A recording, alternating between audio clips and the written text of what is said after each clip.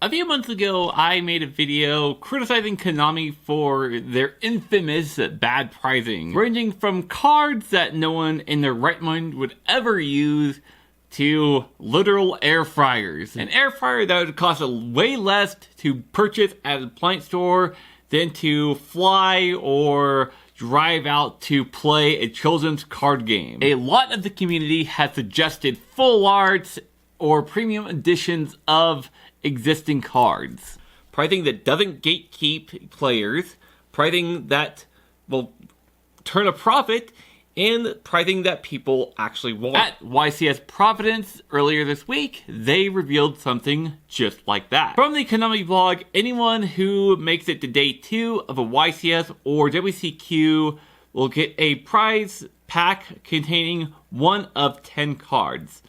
And 1 of 10 cards are Dante, Gale the Whirlwind, Shaddoll Fusion, Charge of the Light Brigade, DDD Wave High King Caesar, The Arrival at Ignister, Pot of Desires, Gaga Magician, Cyber Dragon, and the movie art for Blue Ice White Dragon. And here I thought I only had one more space to go before I had every single printing of said artwork. Anyone who makes it to the top 32 of any of those events will receive a special edition of Card Trooper. And anyone who wins those events will get a special edition of Effect Veiler. Slight correction, anyone who makes it to the top 16 of any of those events gets a special edition of Effect Veiler.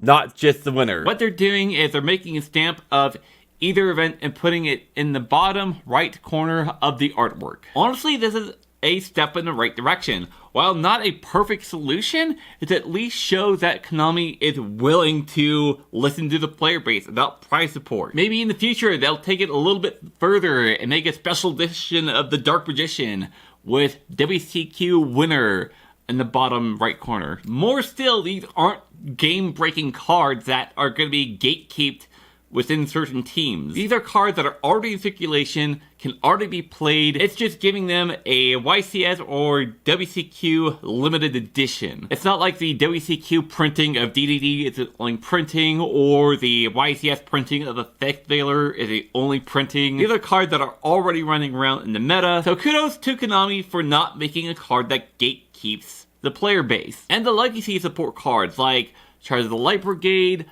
Card Trooper, and Gale the Whirlwind. Those are great cards for Time Wizard format. And I think especially for Edison format, I think that's the era where most of these cards see play. I'm not 100% sure on that, so I'm sure someone in the comment section will let me know. Either way, these are great cards for Time Wizard enjoyers. And this is something that Digimon has been doing for at least a while now. They've been stamping the event name and winner onto the card art. And some of them can go up to $100 to $300 for just a regional prize card. And they're playable. And let's not even talk about the Ultimate Cup, which can go for an ungodly amount. I think the price on some of them are just kind of just jokey, but still, on some of them, they're just unfathomable. And keep in mind, these are cards that are in circulation outside of the Ultimate Cup. They just have a special artwork as far as I can tell. What I would like to see in the future for maybe the semi-finalists and up is a special rarity for these prize cards that already have cards in a lower rarity